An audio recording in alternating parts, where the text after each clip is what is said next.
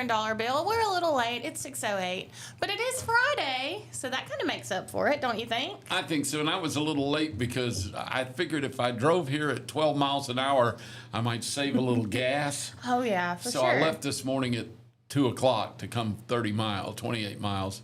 I got here a little late, but I saved almost, 4 cents in gasoline, I That's think. an awesome savings. It was. I think it was worth it.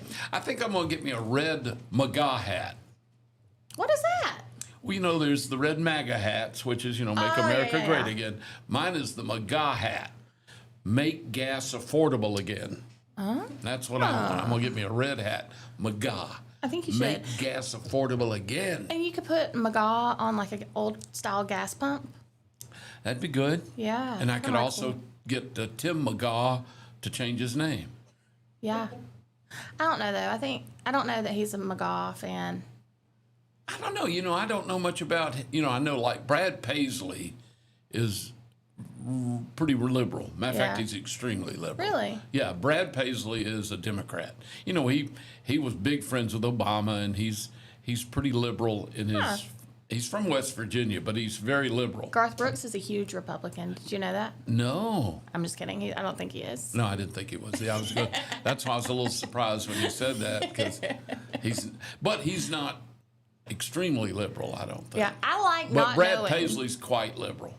I like not knowing. I could care less, to be honest. I mean, if I like their music and I like their songs, I want to like them. Yeah. But because they have different political leanings doesn't always mean I don't like them. It just means I don't agree with them. It's like I love Brad Paisley's music, and he's a nice guy. Listen, I've spent some time with Brad Paisley over the years, just luckily because I was emceeing his shows and hung out, and stuff. And he also is like me. He loves cigars. He's a big cigar aficionado. So I've spent plenty of time with him, and he does good stuff too because he and his wife. What was her name? Her name? She's the actress that was pretty famous when they got married. Anyway, they've opened that. They call it The Store in Nashville, and it's so real poor people, instead of having to feel bad about themselves going in and using food stamps or going to these church things and just being given boxes of food, which is wonderful, but it is probably a little humiliating for proud for people. sure. Some people don't care, but some people do. I mean, it's embarrassing to them, and they may be in their situation through no fault of their own. Yeah. It's not like they're lazy bums that just aren't working or on drugs. They may just really Life be in just tough. happened. Yeah, life happens or medical problems. Anyway, he's got this charity store, I guess you would call it, where people can go and get free food for their families and their kids. But it's like a real store. You go in and you shop like you're in a Save More or That's awesome. Piggly Wiggly, and then you just either don't pay when you leave or I don't know how he works the process. Yeah. But it gives you dignity, and it makes shopping a little more dignified and normal. Anyway, I like that. I like that. Yeah. I like him don't helping people, but I don't agree with his politics Yeah. much. I think me saying I like to not know, it's kind of the wrong thing to say. I don't care if I know, but I don't want to see a bunch of hoopla that you're causing. Good point. I'm with you on that. Yeah. I could care less. I was never that mad at Natalie Maines in the Dixie Chicks for what she said about President Bush. I mean, I didn't like it, and I thought it was rude to do that, especially in another country, to talk about her president to the British that way. I think she was in Britain, or she might have been in Ireland. She was over there, somewhere in the British Isles. But anyway, I didn't like her because I don't like her. Yeah. It has nothing to do with her politics. I think she's a jerk. She really is. She's just a mean-natured jerk. I mean, I'm sorry. bug. I've been around her a lot. I was around the Dixie Chicks when they had their original lead singer. They call themselves the Dixie Chicks, but as a joke, they were the Dixie Chickens. And they were nice, the two sisters and the original lead singer, and they were great. And they played for us at Briarfield, Alabama, down in Bibb County one year. Wow. Yeah, they were great. And then they either the lead girl left or they fired her, and they got Natalie, who is tremendously talented. Yeah. I got to give her that. But she's so I don't know, unpleasant to Yeah. be around. And she affected the other two girls too. They were always so nice and accommodating, and they became jerks Aw. with her. And I guess they felt like they had to be sisters of the fold. Yeah, you a know, supporter. sometimes when people are like that, if the people around them don't morph to how they are, then it's just chaos. Well, that's what happened. And Yeah. as you know, they got kind of dumped on by the country music crowd industry. And so then instead of trying to make up for that and just make peace, they claimed that, you know, country fans are horrible people. Yeah. And they dumped country and tried to become a rock band or a pop gosh. band. And they didn't make it. Didn't They do good. completely failed. And now she's still does a lot of stuff. They're still together some, but she does a lot of solo stuff that's real esoteric. You know, it's real kind of experimental and weird. Yeah. And she's very strange. And the two girls, I think it's Emily and Marty. Mm-hmm. They were sisters. Emily and Marty. They kind of they've softened back again to be more like they were, nice, normal people, but they still, I mean, they're just not what they were. Yeah. I loved the Dixie Chicks music. Loved every one of their songs. yeah. It's great. But boy, I didn't like Natalie, and I didn't, and it became to not, and they were really mean to some people. I saw them at a concert when they were really at their top of their form, but all that stuff was kind of going on with, no, it was before the stuff went on, so they were still at the top of their form. They came to Birmingham, the BJCC. They were sold out concert. They were the headliners, and they refused to meet anybody. They refused to sign autographs. I mean, they just got I hate really that. snooty. Yeah. Really above their raising, I would say, and just were jerks. I went backstage because I was emceeing the shows, of course, and I was back there with them in the green room and all, and they were just awful. Oh. They were talking bad about how Birmingham was such a crappy, Alabama was backward, and people that were dumb here were dumb, and they were glad they weren't going to meet and greet anybody, and da da da da. So they weren't the best at reading the room. Yeah, they were just, it was horrible. And then months later is when they went on their Europe tour and they did that stuff that got them, you know, But see, Yeah. I think a lot of people were already, as you would call it, reading the room on them, because that one little thing they said about Bush was not that bad, that if everybody really had liked him up to that point, and they were doing great in the industry with other people and the people backing them, that wouldn't have been that big a deal. And they would have, but see, I think at that point they were realizing what these people, what they were. Yeah. And then it's a shame because they were at the top of their form, and they went downhill quick. That's awful. Yeah, but politics, you know, again, if you're, you know, I don't really care. You can feel the way you want to do, live the way you want to live. If I like your music, and I want to like you, but I can still like your music if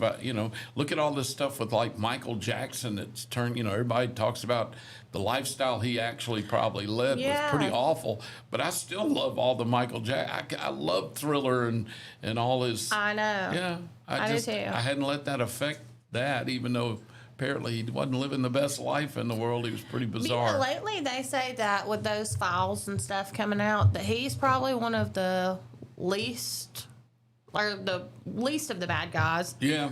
Well, That it looked. I have a It was feeling made to look like he that. may have been. You know, everybody's pretty sure he did pedophilic. You know, he was a bit of a pedophile. But I also think a lot of people understand that Michael Jackson was also a bizarrely. I don't know how to. He was still a Peter Pan. He was still a kid. It was like he didn't seem like he was an adult. Yeah. He's like he's one of the kids. Like his mentality. Yeah, and like he was that still like trauma he had. like he was still a pre-adolescent kid. Yeah. Even when he was 30, 40, whatever. Yeah, his because not age everyone was. is in their right mind. Yeah, I don't think he was I think he was in his own world, and it was. Of course, we all know how abused he and his brothers and sisters were by their dad and stuff. So the boy had issues. Yeah. And of course, the way he treated himself, and with all the way he lived his life in Neverland Ranch and with Bubbles. Remember, he kept that monkey around all the Bubbles, and supposedly he slept in a hyperbaric chamber. Oh my gosh. You know, that chamber of oxygen that he'd sleep in it. And then, of course, he got in that thing where he was taking horrible stuff to try to sleep, the propofol, which you used to knock people out for serious surgery, and he was taking that every night just to sleep. Bless him. Guy's life was messed up. Yeah. But I think you may be right. In a lot of context, he might be one of the least of the of the offensive. We may action never know. You know, but all this Epstein stuff, it's showing that a lot of people were getting away with a lot of stuff for years that was just hidden. Yeah. You know, they Awful. were living these.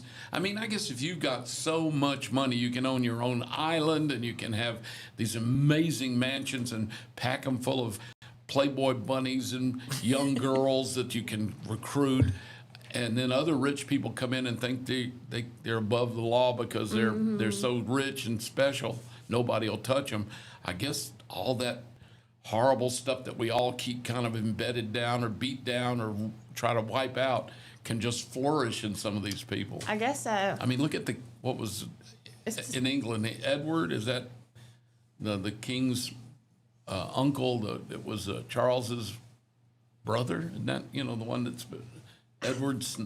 That sounds right. Yeah. Anyway, I don't keep up with all that stuff, but I mean, here's a guy that's like right there with the King of England. I mean, the Queen of England's son or whatever, and he's doing this stuff on the side supposedly. Yeah. So It's I everywhere. guess they think they can get away with everything. I guess so. I can't run a stop sign and get away with it. I know. You know, I put my speed control on. I have a story to tell you about that. I thought that I had gotten away with something, Uh-oh. and I didn't. I sure didn't. I got a text last week, and Bailey, Can once we again, talk about it when we come back from our break? yes, Bailey had to take care of it. So we're going to go to break. Can't wait to hear get this. you some coffee or a Monster, if that's your thing. Or a flat monster. Oh, just something to pep you up. You're tuning in to Morning Mayhem at 6:20 with Taylor and Dollar Bill. We'll be back after this break. Looking for the perfect way to unwind, compete, and have fun with friends or family? Then Putter Up Pelham is your next destination. Whether you're a mini golf pro or just out for a good time, Putter Up offers a one-of-a-kind indoor putting experience with custom effects lighting, sounds, and robotics at each hole, plus automated scoring and a virtual caddy to guide your game. And our ADA-compliant courses include special putters for individuals using wheelchairs or walkers, so everyone can join the fun from ages 4 to 100. Rain or shine, day or night, it's always game time at Putter Up. Come for the fun, stay for the challenge. Swing by Putter Up, where every stroke counts. Traditions come and go, but excellent service and compassionate care are benchmarks in any era. That's what Ellison Memorial Funeral Home is committed to providing you, whether through the pre-arrangement process or seeking services at your time of loss. Ellison Memorial offers a noticeable level of care and attention to detail. Others do not. So before making a decision based on yesterday's traditions, experience the Ellison difference when it comes to your loved one's final arrangements. You'll be glad you did. Call us today at 205-280-4600. Ellison Memorial Funeral Home, setting the new standard in local funeral service excellence. We are always here when you need us. Underage drinking is deemed by many adults to be a rite of passage. Parents who host parties for youth may think they are being protective, but they are actually putting their youth at risk of physical and social consequences. Know the truth.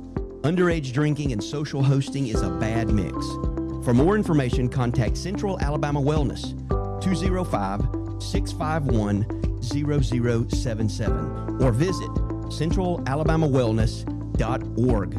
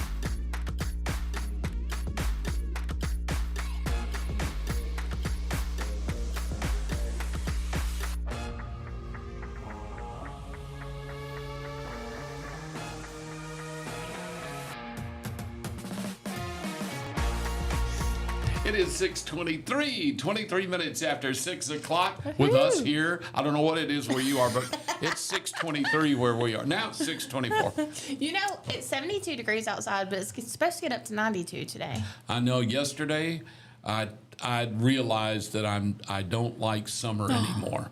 I went out, Mary had me doing some stuff outside, and I got to when I leave here this morning. I'm going to try to do it right after we get off the air before it gets to 1,000 degrees out there.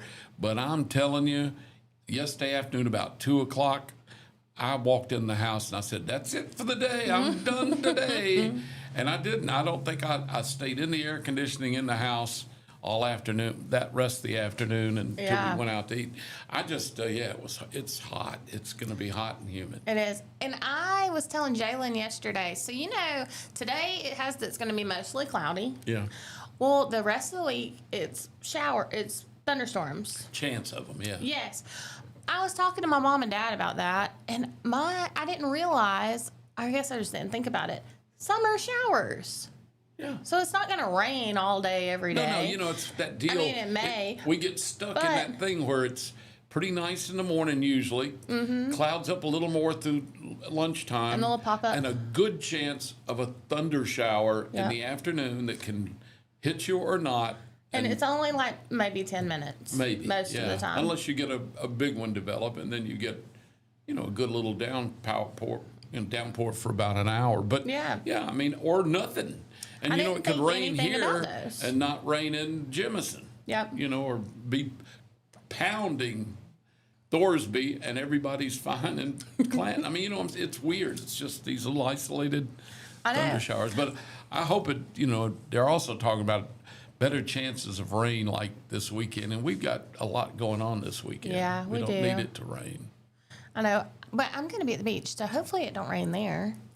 Well, I don't mind it raining. The beach is one of those places the rain doesn't slow. I mean, Yeah, I I'd like rather it when it rain rains at on the the beach beach. than be at home raining. Oh, I'd much rather be at the beach with it raining. Yeah. Well, I said before we went to break that I had Now something. What'd you think you were going to get away with that you didn't? Well, we went on our cruise. Where'd you go? We went to just a quick cruise to Cozumel. Cozumel? Yes. Yeah. Did you leave out of New Orleans? Yes. Okay. So we were back in New Orleans on Memorial Day. And a few Memorial Days ago, 5 years ago to be exact, we went to New Orleans, parked in the parking. We were there for like 4 days. Never got a parking ticket, never got a notification, that my parking had ran out. They have to pay to park a lot of places. Yeah. Where they tear down a building, you just park there. But you have to pay the meter. Right. So went on the app, paid it. With the day we left, it was on Memorial Day. We got to our car. There was a boot on our car, and it had been put on that morning because we had been walking by the car, like checking it, make sure everything was okay. Never know in New Orleans. Anywho, city was closed because it was Memorial Day. Pay to park was closed because it was Memorial Day, and whoever this guy worked for supposedly was closed because it was Memorial Day. They booted you on a holiday where they were closed. Yes, it was a scam. I was going to say, how in the world? Why would they? If they were closed, why was he out booting cars? That's what I'm saying. We happened to catch him because he was checking the parking lot next to us. And so I showed him my phone. I was like, we've been parked here for 4 days. Still green. We had like a couple hours left before our parking ran out. He was like, well, I'm sorry. I mean, the business is closed. You're just going to have to pay it or stay here until tomorrow. And I was like, we went off. Like, so mad. Anyway, ended up paying it, filing a report with my credit card, got the money back. Good. Anywho. Okay, good. You did get your money back. Yes. Well, this year, we get to New Orleans on Memorial Day off the boat, and I'm telling my friends, it was a group of 6 of us, and they've never been to New Orleans besides just get on the boat. So I was like, let's go to Cafe Du Monde and get Have some beignets. Yeah, before we go home. So the pay parks are all over. We pull into one. Nobody was down there, by the way. I guess maybe because it was so early. I go on the app to pay. It says no permit required. Would not let me cash out. No, wouldn't let me check out. So we get out. I'm like, well, I guess, whatever. Free parking. We're only going to be here a few minutes. So we go in, eat, come back out. Nothing. Because I was afraid we were going to get out there and there was going to be a boot. I had boot trauma. Yeah, I don't like boots. No. Well, a couple days ago, I want to say it was on Tuesday, our friend texted the group chat and was like, do you have your receipt where you paid for parking? They took a picture of his car and mailed him a ticket. Really? They fined $78 plus the $17 that the parking should have been. And I was like, I should have known better. I've been burned twice by the pay to park in New Orleans. So we ended up having to pay like $98. What? I don't understand. Why did you have to pay if the app said it wouldn't even let you pay for it? I know, but it didn't even have it in my history that we had been there. I guess because it wouldn't let me pay. It didn't give me a receipt or anything. I should have screenshot it, Yeah, but I didn't think about it at the You figure, time. we're good. Yeah, and that's what I told my husband. But he paid it, and then he called his credit card company and told them that he was like, I mean, It's a scam. I'll pay the $17, but I'm not paying the 98 or 80 something dollars. Yeah. So he called them, and I'm hoping that it doesn't come back. I don't think it would. I mean, I don't see why it would. Well, they could what if reissue a they- ticket I was if about to say, they believe if you. It's like if you send them a bad check. Yeah. You know, so if they deny it, But what if they arrest my friend because Bailey filed an insurance you can laugh all the way to bail him out. and didn't pay more money? Thanks, Bailey. You know, it's hard to, it's City Hall sometimes. One time in Nashville, I parked.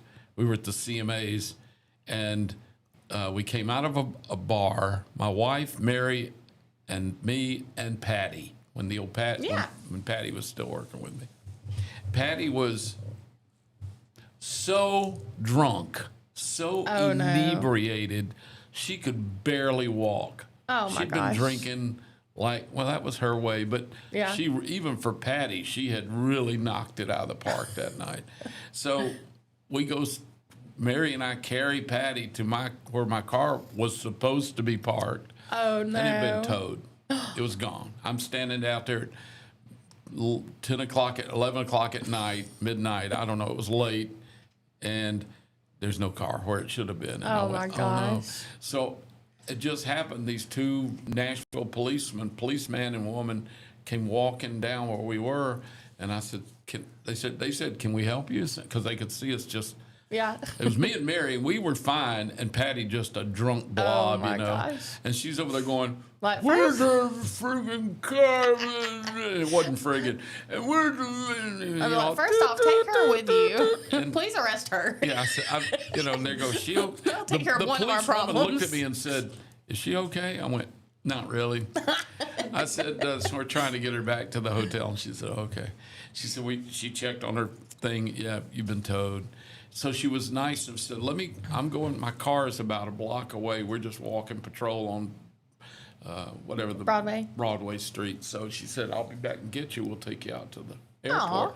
Because the impoundment lot was way out by the airport. Oh, my gosh. So I get in the front seat with her, and Mary and Patty get in the prisoner seats in the back, behind the cage in the plastic seat. I'm shocked Mary didn't put you back there with her. No, I had to talk to the policewoman. Okay. So Mary stayed back there with the drunk, and we go right. Well, the policeman's driving and talking to me, and I'm going, yeah, we're here for the CMAs, and she said, oh yeah, and she happened to actually be a fairly famous Nashville cop because back when they did Cops, Yeah. she was featured a lot on Cops. Oh, So a lot of cool. people knew her. She was a celebrity. I didn't. I mean, but I watched Cops. I just didn't remember that. But anyway, she was very nice. But the thing is, we're riding along, and she said, so where y'all staying? I said, at the Sheridan. And suddenly Patty would lean forward like into the cage, from the gosh. cage in the back and go, when they gonna get back? I'm so tired. And of course, bleepy, I mean, just feathered full of expletives, Mm-hmm. And Mary's back there like, just like, oh my God. And the lady would turn to me and say, is she always like this? I said, pretty much. Oh, my God. I tried to tell her about Patty's history with them being a big shot in Birmingham. And Yeah. she'd lean forward and say, well, just drunk and loud. So we got to the impoundment lot to get out of the car to go get the car out. And the policeman said, you go get your car out. And I'll wait here and make sure you can get everything's okay before we leave you out here. You know, I'm not gonna. I said, thank you. So she just went around to talk to somebody else in the lot. I go in and the guy says, okay. And I showed him my key fob and he went, oh yeah, okay, we got it here. And he said, that'll be $135 or something. I went, God. Well, thank God, had made sure I went by an ATM that day and had gotten about $200 in cash. Yeah. Because they won't take a check. And I don't think they took a card. I think it had to be cash. Oh, gosh. I went, thank God now I know that I'm out here in the middle of at the airport. So I was peeling out my $150 or $170 or whatever, and he was doing the paperwork. He went back into his little cage, you couldn't glass, and she walks in and says, you get everything okay? I said, yeah. I said, no, he's getting the keys and the paperwork now, or the whatever. And she said, how much did he tell you it was? I said, it's $180. And she said, okay. So she walked. But he knocked on the door and he buzzed her in the cage and they talked a minute. And then she went out and said, I'll be out by my car and make sure y'all get out okay. I said, thanks. And he just spun around and gave me the paper to sign. He said, okay, that'll be $55. He would charge people that he saw they were from out of state, out of town. He'd charge them $180, put $70 in his pocket. That's ridiculous. And, it was a scam, complete illegal scam. Yeah, I think that's what that guy with the boots was doing that day, because I want to say to get the boot off of our car, it was at least $200. And it was probably cash. I ran a credit card. Oh, okay. Because that's what I told Mom. And I was pregnant with Decent at the time. Oh, my I was God. like 3 weeks pregnant, didn't know it. We couldn't get our car to take our luggage, so we carried our luggage. We were going to carry our luggage a couple of blocks. It was probably over half a mile. Oh, yeah. Once That's all horrible. the turns. So I told Mom, I said, I'm calling an Uber. I don't even care that it's half a mile. We're going to Uber this luggage to the car. Because my aunt was at the car and was the one who saw the boot on it and called us and let us know. She went to get the car while we were waiting with the luggage. To the hotel. Yes. So I was so tired. It was May in New Orleans. So, of course, it was Hot, 2,000 humid. degrees. Yep. Yes. Humid. So we call an Uber. Uber comes, put the luggage in the car. And then he's like, where are we going? And I was like, right over there. We get there, and Mom's like, okay, now, she's like, don't let me talk to him. And I was like, okay, because at the time I was not a preschool teacher, and I attended church, but probably not regularly. Anyway. In other words, you could have unloaded on him pretty hot. I pulled Patty on him. Yeah. I didn't even let my mom say anything. I got out and started pattying it up, okay? Good. That's all right. Sometimes you need that. It did nothing. No. I still Made you had feel to pay. better. Yeah. But the Uber, I was cussing this guy out about the boot. Turned around, I was like, thank you so Being much. so Here, nice let me to give him. you, hold on, let me tip you before you leave and make sure I get you paid. And then I'm like, I'm going to deal with you in a minute. I turned back around. Uber's gone. He's thrown our bags out on the sidewalk and his Fled cut the out. Yeah, scene. he's cut out. He was like, I'm not doing this. So anyway, finally, we get it off, get going home. Not in the best moods, but then later in the week, Bailey called and got it returned. I couldn't believe that it was that the policeman even probably knew they did that, because that's why would she have asked me how much did he charge you and then go in and get him to charge me the real price? Yeah, she knows they're I sharks. felt really bad because she was really good to us and really nice to us. Yeah. And when I went out they brought my car around, and Patty got out of the police car. Mary was out, and we got in my car, and Mary said, go look in the back of the police car. And I went, no. did she throw up? She said, maybe worse. I went and she had peed all in, and gross. it was all in that plastic seat. Yeah. That poor policewoman was going to have to clean that out. Oh, awful. And Patty back her pants looked, like somebody hosed her down. That's It was, terrible. and then that was in the car, my car, sitting in the back seat of my car. Did you get paid extra to help take care of Patty? No. Oh, gosh. That was part of our partnership, I guess. It was in You're the supposed contract. to take care of each other, have each other's back. I had no idea that it would be 100% me having her back and zero. Oh, man. She'd have thrown me under the. And I laugh when I say this because it was just Patty. One time a guy threatened to just whoop me because it was a weird little deal. We were doing a remote, and this angry biker guy Oh, gosh. and his woman, His lady. His lady. I don't know. I think she was his wife, but they don't call him that. His Yeah, they girl, call them like their whatever. old ladies or their something. yeah, that's it. His old lady, who was 33. His old lady got an extra. We were giving away hot dogs, and it was supposed to be one hot dog per person. Although who really cares? Yeah, it was hot anyway, dogs. she went and got. She broke the law and got a second hot dog. Well, I wasn't around, and this little guy that we had hired to, almost like an intern, but he was just there to watch things. I was doing a live break, and so when she came up, she didn't know it was only one hot dog, and she got another hot dog. And from the looks of her, she could have used it. She looked homeless. I mean, they looked rough, and this guy was a monster, and he was rough. So when she was getting the second hot dog and putting mustard on it or whatever, the little guy said, "Oh, you can't have that. You can only have one." Where normally just take the hot dog. Just let them. I mean, it's a hot dog, and we were giving them away. It's not like she was stealing anything. So she went back and told the guy she'd been embarrassed by being told she had to put the hot dog back after she'd already, put mustard ready to eat it. And he came to whoop somebody's butt. I just happened to walk back in. Patty and I did from doing the breakout in the parking lot. We sat back. It was an AT&T store. And we sat down. And he was already mad because they were going to cut his phone off from non-payment or something. My gosh. Anyway, so he comes and he just gets in my face and says, that we accused his wife of being a thief. And she was, battling cancer and stuff. And my they were going goodness. to cut it. And he was just mad at the world anyway.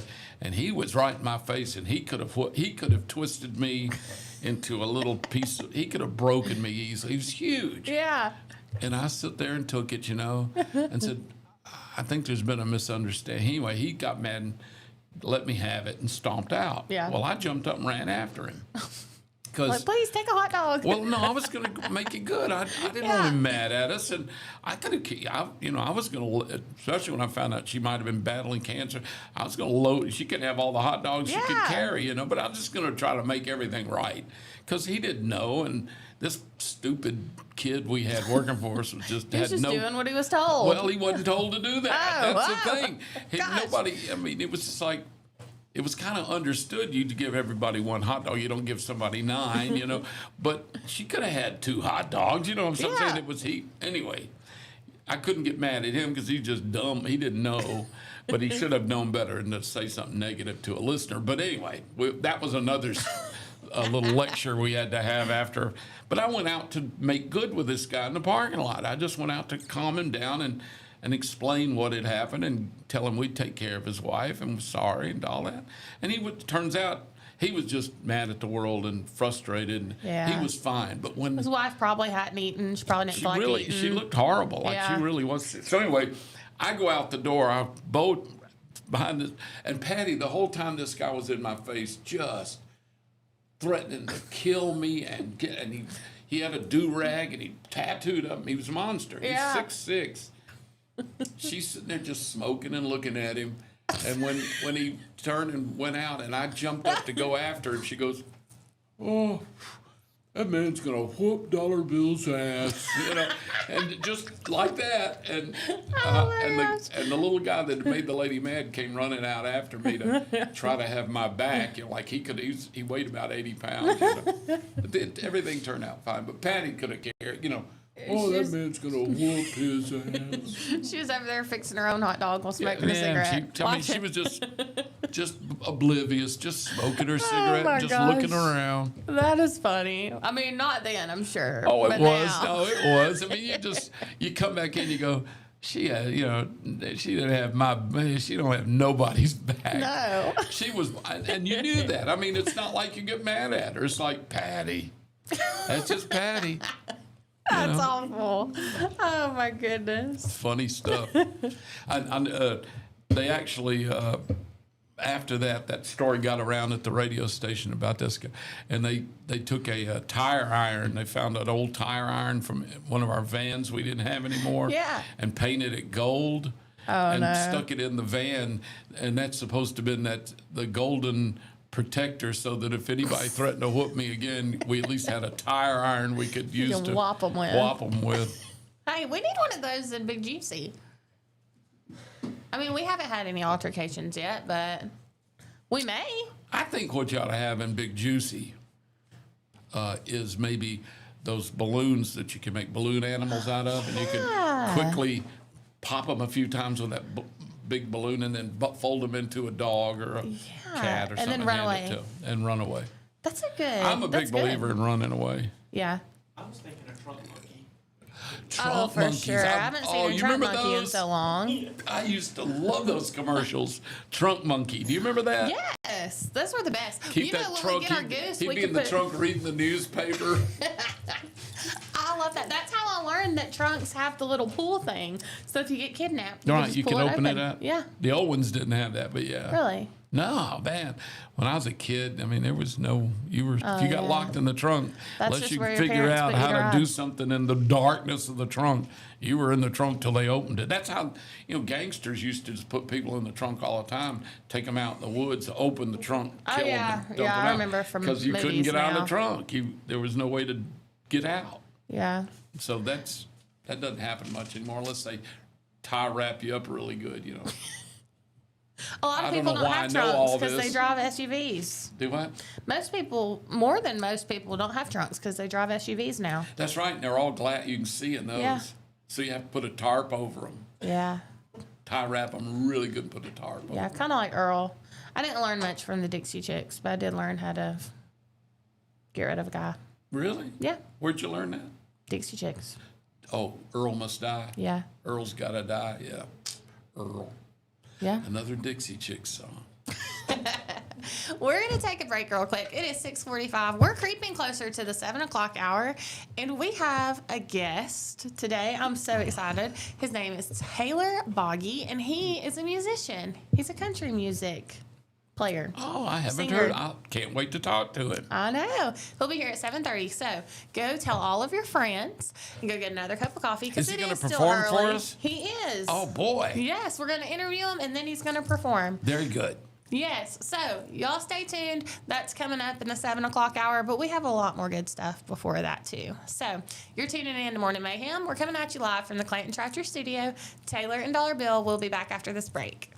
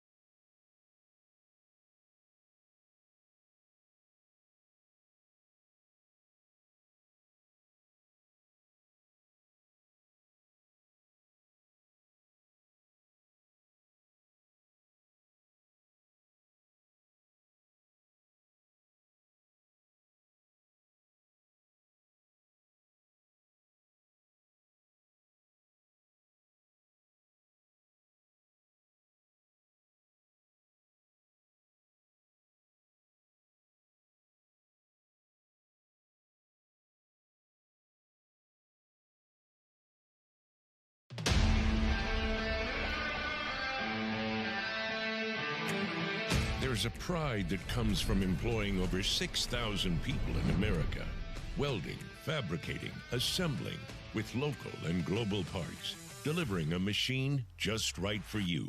Japanese engineering meets American ingenuity that builds on our 50-year legacy of quality, reliability, and durability that makes us the #1 selling compact tractor in the U.S.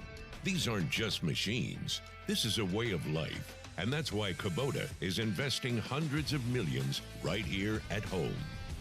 Because we won't settle on what was good enough yesterday. We're innovating with inspiration from the hard-working men and women that proudly sit on our equipment every day.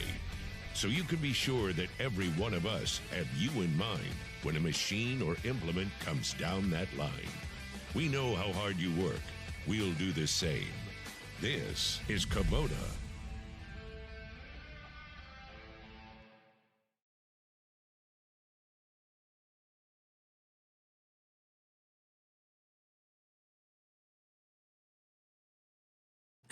Hey, y'all. Well, Hello. oh. It's 6:49. It is Friday. Whoop, whoop. Yep. June the 12th. We head into a weekend. Well, this is the last weekend of June, or is it one more? Oh, I think, yeah, it's, no. No, there's two more in Yeah. there. Yeah, This is the that's right. 12th. Because we got the big Peach Jam coming up the 27th, and that's Yeah. the last Saturday in the month. That's right. So That's 2 weeks away. we'll I have guess. this weekend, one more, and then one other Peach one, Jam, and then Peach yeah. Jam. Yeah. It's exciting. I know we were. Tracy Bird. Yes, that's right. And I was trying to tell you about our guest we have, Taylor Boggy. I was trying to remember who he said that he had opened up for, and it was Craig Morgan. Really? Yes, at the Woodstock Musical Festival. Is that the Woodstock Music Festival, like in Woodstock, Alabama, or in Woodstock, New York, where the famous Woodstock was? I think that it's probably in Alabama. Oh, Woodstock, Maybe. Alabama, yeah. Craig Morgan's a great guy. I like his songs. Yeah, he's a nice guy, too. You know, he lost a son to that terrible, I guess it was water ski or whatever Yeah. accident, you know, up at the lake, I think in Tennessee or in Georgia. Yeah. Craig Morgan was a special forces guy. You know, he's really a good guy. I like old Craig. Yeah. He came down and did several shows for us. Matter of fact, one morning he came down and did a show for us on our Waffle House World Tour, where we were doing shows from Waffle House every morning. That's awesome. That was neat. I think he was in Springville, Alabama's Waffle House. That is really cool. Well, I know on break we were talking about mispronunciating things. Yes. Because Taylor Boggy, I thought his name was Baggy. Well, it's B-A-G-I, right? Yes. And thankfully I messaged him and I was like, just want to make sure before we go on air, because you know how I am with reading and stumbling over my words. I'm not good with a lot of I'm names. not good with names, no. Well, you had mentioned a name that you weren't good with, and this one isn't a name, but me and my mom, we were in the car and we saw this truck in front of us that had a huge sticker on the back, and it said Andally. It said what? Andally. Indally? Yes. And so Indally. we were sitting at the red light and we were like, what is Andally? Like, why do they have such a huge sticker? So we're riding down the road. It was in Pelham, headed towards Alabaster. We're riding down the road and I was like, we both were like, Andally. Like, we are right now. Yeah. Finally, I'm like, Mom. And she said, what? And I was like, it's on delay. On delay. And we died laughing. What? We Is ended that up passing. Spanish for speed up or Yeah, like hurry. hurry? On delay. We ended up passing them on 31, you know, because it's 2 lane down through there. And it was definitely on delay. And I was like, we're so silly. Well, it's not English. No. It is Spanish. Underlay, underlay. I only learned that from Speedy Gonzalez. Underlay, underlay. I don't know where I learned it from, but I hear it, especially like during the soccer games, I'll hear people yelling that, and I'm like, that is so cool. Like, I don't know. It's just funny. At least you didn't figure out right away because it was a different language. It was Spanish. Yes. The name that I messed up, not only should I have not messed up because it was not another language really, it's not a common name, but it's biblical. Yeah. And it showed that maybe I haven't been reading the Bible enough to catch it. It was a biblical name. You know, a lot of people are Matthew, Mark, Luke, Yeah. John, whatever. But there's some stuff in the Bible too that you just Well, kind of. Meshach, Shadrach, Yeah. and Abednego. Yeah, you just kind of struggle through. Yeah, I So- did. Yeah. Abednego is not my favorite name to say quickly, but this was Malachi. And we were doing a drawing, and I said, okay, the winner of the golf clubs is Malachi Jones. Malachi. And everybody's looking around. They should have been there because they had to be there to win the prize. You know? Yeah. I said, Malachi, are you here, Malachi? People were looking around, and there was a lot of people. It was a big crowd. I said, did Malachi go to the back? I mean, I couldn't shut up saying Malachi. And finally, somebody came over to grab it, and they said, think that could be Malachi? I went, Malachi. And he was right there. He went, that's me, you know. Which made me kind of mad because I thought if his name was you would've Malachi known. Jones and I'm saying Malachi Jones, could he have not at least said that might be. Yeah, like you know how to spell maybe your just name. assumed I was not that stupid. But But you guess know- what?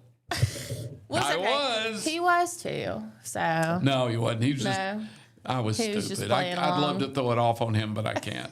Malachi, But Malachi. you know what I can guarantee you is that there is a lady, or was a lady in the crowd that was like, I love that name. That would be a perfect name for a baby, and put it on her Malachi? baby name list. Yeah, Yeah, I've yeah. never heard that. That's so unique. Well, I know of one person I met, and their name was very strange, and I just had to ask. I said, where is that a family name?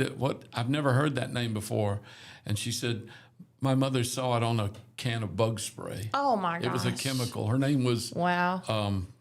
I can't remember it now. I used to have to write it out.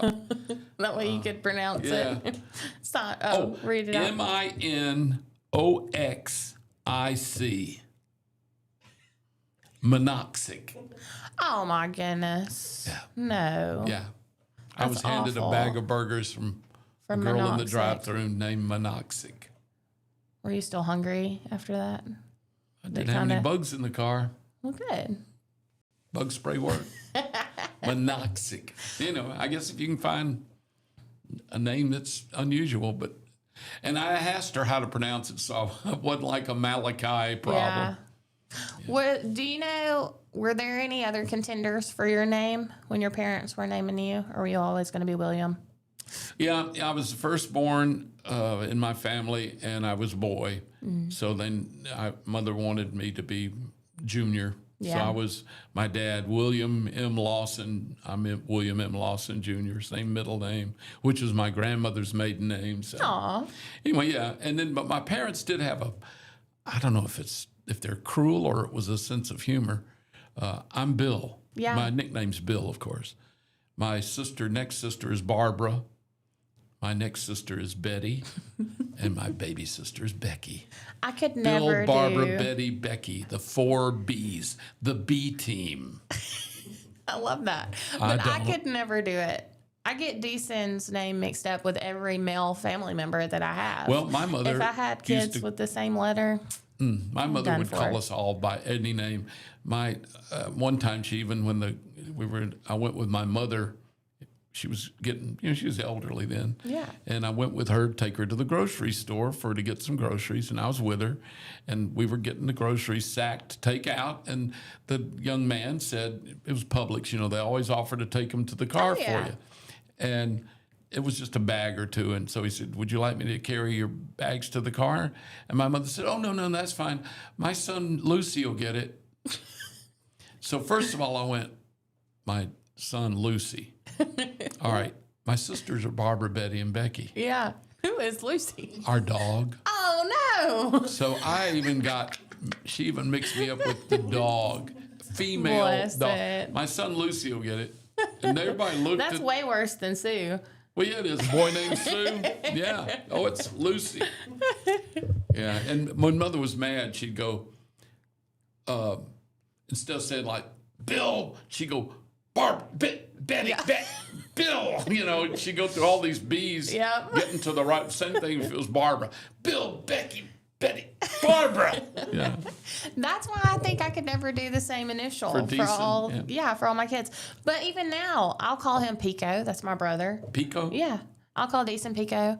Then I'll be talking to Pico, and I'm like, Deason, why do I do that? I'll call him Bailey. Bailey's my husband. Where'd you get It's just- Deason? That's my grandmother's maiden Okay, I was name. going to say, because that's the Deason School of Ministry, isn't it? At Sanford, isn't that the Deason School? I think so. The ministerial part, Yeah. ministry part is Deason. She is from Centerville, but Oh, I love Deason was Centerville. her maiden name. There were a lot of Creoles in Centerville and Bibb County. too. Really? Yeah. Well, The Deason, guy that cut when I had hair, the guy that cut my hair was Robert Creole, and his brother's still down there. They're all from out of maybe Brent, maybe. yeah. I love Centerville and Brent.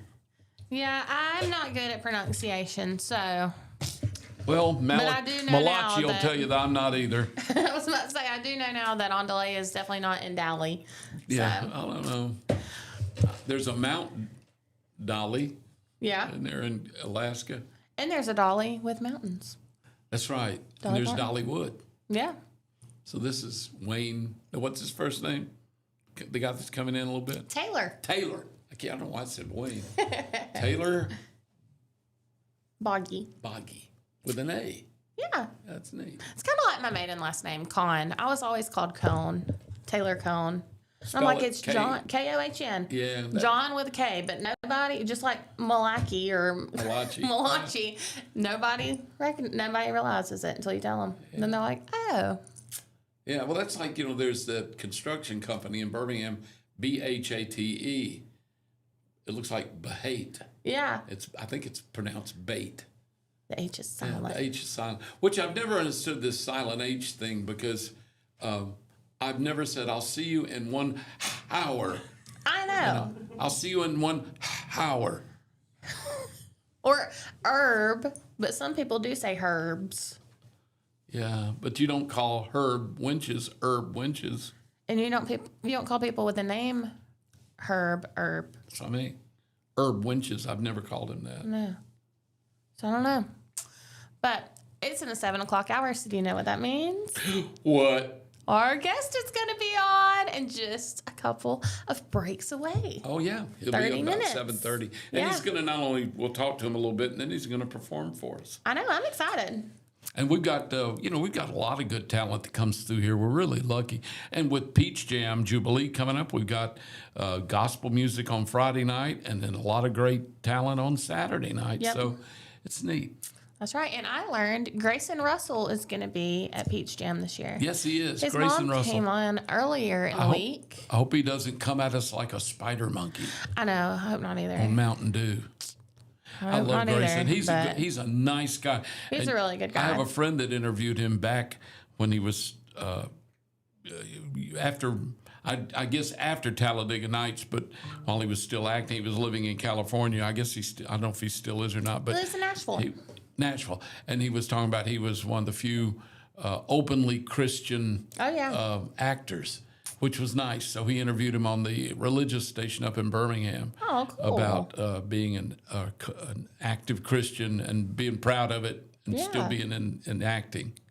So it's pretty cool. Yeah, I grew up knowing him, so it's neat to see what Oh, all you he's... have not? See, I met Yes. him when he was when he was doing a lot of stuff with Talladega. Then I met him again a few years later, and he's growing up, And then I've seen him when he's been an adult, that redheaded adult. He's a good-looking kid. He's neat-looking, and he's a nice guy. Yeah, Really is. he really So is. does he sing and play? Is that what he does? Yes. I didn't know I never knew. I just thought he was an actor. I didn't know he actually Yeah. had musical talent. That's what his mom was saying, too. It's that a lot of people don't realize he's Can went sing on and into... play. Yeah. Yeah, that's so neat. And he So- performed a few times at the CMA festival this past week. Did he really? Yeah. Good for him. His Well, mom he'll be. I guess is he the one of the last artists before Tracy Byrd? And he won't go. I think he's. Yes, I don't think know he where is he is gonna in the be, 'cause lineup, he's- but- I don't know where he is either, but he's going to be on Saturday, Miss Crystal said. But I think he's going to be like right there, not long before Tracy Byrd. Yeah. Tracy Bird's the headliner, so it'll be Yeah. cool. Good But old if y'all Grayson. missed that episode, that was on Tuesday. So was it on Tuesday or was it on Wednesday? I'm getting my days mixed up. But it's on our Facebook, so go check it out. It was with Miss Crystal Russell. And she has... Oh, that's his mom. Yes. And she's a comedian. She does kind I of didn't know comedian that. skits. And her comedian name is Claudine Louise. Is what? Claudine Louise. Claudine Louise. Yes. Ah, So I she didn't talked know about that. that a little bit. It was a lot of fun. But if you missed it, definitely go check it out Does she still later on live here, or today. did she move to Nashville too? She's still here. Good. Yep. But with that being said, it's 7:03 and we have another guest coming in. Like we said, Taylor Boggy is going to be with us at 7:30. So go refill your coffee, roll out of bed, wake up, rise and shine. It's morning mayhem time. But right now we're going to go to break. You've been tuning in with Dollar Bill and Taylor. We'll see you after a moment. Looking for the perfect way to unwind, compete, and have fun with friends or family? Then Putter Up Pelham is your next destination. Whether you're a mini golf pro or just out for a good time, Putter Up offers a one-of-a-kind indoor putting experience with custom effects lighting, sounds, and robotics at each hole, plus automated scoring and a virtual caddy to guide your game. And our ADA-compliant courses include special putters for individuals using wheelchairs or walkers, so everyone can join the fun from ages 4 to 100. Rain or shine, day or night, it's always game time at Putter Up. Come for the fun, stay for the challenge. Swing by Putter Up, where every stroke counts. Traditions come and go, but excellent service and compassionate care are benchmarks in any era. That's what Ellison Memorial Funeral Home is committed to providing you, whether through the pre-arrangement process or seeking services at your time of loss. Ellison Memorial offers a noticeable level of care and attention to detail. Others do not. So before making a decision based on yesterday's traditions, experience the Ellison difference when it comes to your loved one's final arrangements. You'll be glad you did. Call us today at 205-280-4600. Ellison Memorial Funeral Home, setting the new standard in local funeral service excellence. We are always here when you need us. Underage drinking is deemed by many adults to be a rite of passage. Parents who host parties for youth may think they are being protective, but they are actually putting their youth at risk of physical and social consequences. Know the truth. Underage drinking and social hosting is a bad mix. For more information, contact Central Alabama Wellness, 205-651-0077, or visit centralalabamawellness.org.